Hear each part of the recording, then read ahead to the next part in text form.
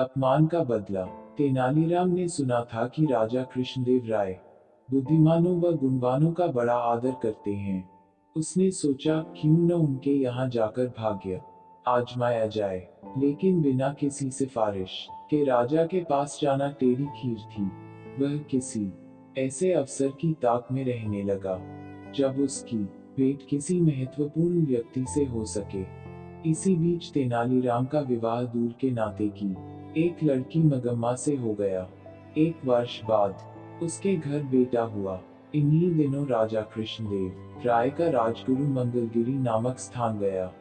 वहां जाकर रामलिंग ने उसकी बड़ी सेवा की और अपनी समस्या कह सुनाई।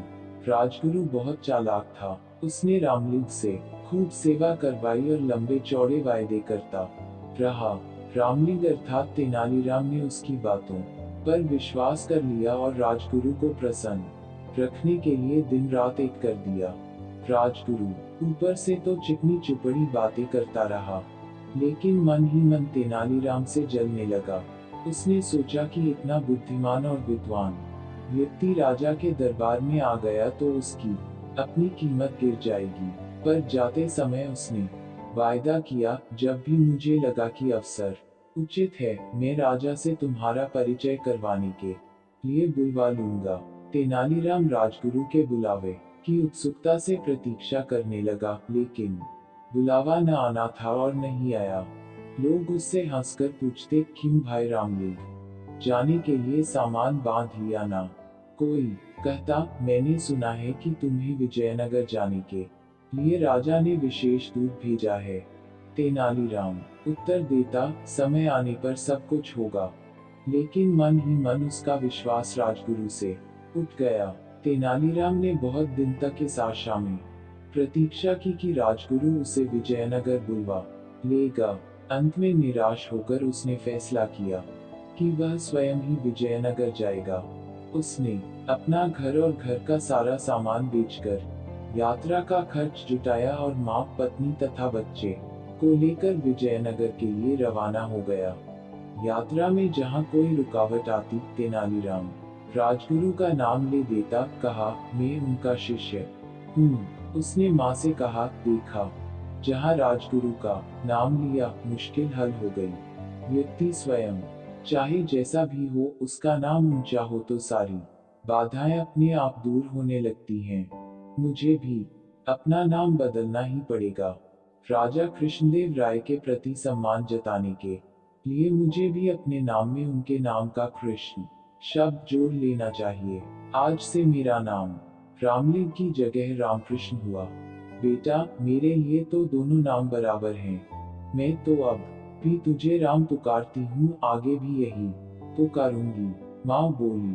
कोडवीर नामक स्थान पर तेनालीराम की भेंट वहां के राज्य प्रमुख से हुई, जो विजयनगर के प्रधानमंत्री का संबंधी था। उसने बताया कि महाराज बहुत गुणवान, विद्वान और उदार हैं, लेकिन उन्हें कभी कभी जब क्रोध आता है तो देखते ही देखते सिर धड़ से अलग कर दिए जाते हैं। जब तक मनुष्य खतरा मोल न ले, वह सफल नहीं हो सकता। मैं अपना सिर बचा सकता हूँ। तेनालीराम के स्वर में आत्मविश्वास था। राज्य प्रमुख ने उसे यह भी बताया कि प्रधानमंत्री भी गुणी व्यक्ति का आदर करते हैं, पर ऐसे लोगों के लिए उनके यहाँ स्थान नहीं है जो अपनी सहायता आप नहीं कर सकते। 4 महीने की लंबी यात्रा के बाद तेनालीराम अपने परिवार के साथ विजयनगर पहुंचा। वहां की चमक दमक देखकर तो वह दंग ही रह गया। चौड़ी चौड़ी सड़कें, भीड़ भीड़, हाथी घोड़े, सजी हुई दुकानें और शानदार इमारतें, यह सब उसके लिए नई चीजें थी। उसने कुछ दिन ठहरने के लिए वहां एक परिवार से प्रार्थना की। वहां अपनी माँ, पत्नी और बच्चे को छोड़कर वह राजगुरु के यहाँ पहुंचा। वहां तो भीड़ का ठिकाना ही नहीं था। राजमहल के बड़े से बड़े कर्मचारी से लेकर रसोइया तक वहां जमा थे। नौकर चाकर भी कुछ कम न थे। तेनालीराम ने एक नौकर को संदेश देकर भेजा कि उनसे कहो तेनाली गांव से राम आया है। नौकर ने वापस आकर कहा, राजगुरु ने कहा है कि वह इस नाम के किसी व्यक्ति को नहीं जानते। तेनालीराम बहुत हैरान हुआ। वह नौकरों को पीछे हटाता हुआ सीधे राजगुरु के पास पहुंचा। राजगुरु, आपने मुझे पहचाना नहीं। मैं रामलिंग हूँ, जिसने मंगलगिरी में आपकी सेवा की थी। राजगुरु भला उसे कब पहचानना चाहता था। उसने नौकरों से चिल्लाकर कहा, मैं नहीं जानता। यह कौन आदमी है, इसे धक्के देकर बाहर निकाल दो। नौकरों ने तेनालीराम को धक्के देकर बाहर निकाल दिया। चारों ओर खड़े लोग यह दृश्य देखकर ठहाके लगा रहे थे। उसका कभी ऐसा अपमान नहीं हुआ था। उसने मन ही मन फैसला किया कि राजगुरु से वह अपने अपमान का बदला अवश्य लेगा, लेकिन इससे पहले राजा का दिल जीतना जरूरी था। दूसरे दिन वह राजदरबार में जा पहुंचा।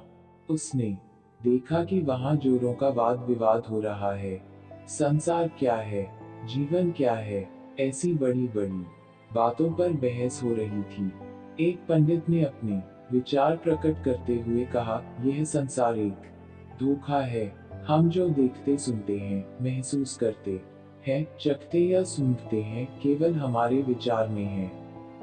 असल में यह सब कुछ नहीं होता, लेकिन हम सोचते हैं कि होता है। क्या सचमुच ऐसा है? तेनालीराम ने कहा, यही बात हमारे शास्त्रों में भी कही गई है। पंडित जी ने थोड़ी ऐंठ दिखाते हुए हैरान होकर पूछा, और सब लोग चुप बैठे। शास्त्रों ने जो कहा वह झूठ कैसे हो सकता है? लेकिन तेनालीराम शास्त्रों से अधिक अपनी बुद्धि पर विश्वास करता था। उसने वहां बैठे सभी लोगों से कहा, यदि ऐसी बात है तो हम क्यों न पंडित जी के इस विचार की सच्चाई जांच लें। हमारे उदार महाराज की ओर से आज दावत दी जा रही है, उसे हम जी भरकर खाएंगे। पंडित जी से प्रार्थना है कि वह बैठे रहें और सोचे कि वह भी खा रहे हैं। तेनालीराम की बात पर जोर का ठहाका लगा। पंडित जी की सूरत देखते ही बनती थी कि महाराज तेनालीराम पर इतने प्रसन्न हुए कि उसे स्वर्ण मुद्राओं की एक थाली भेंट की और उसी समय तेनालीराम को राजविदूषक बना दिया। सब लोगों ने तालियां बजाकर महाराज की इस घोषणा का स्वागत किया। उनमें राजगुरु भी था।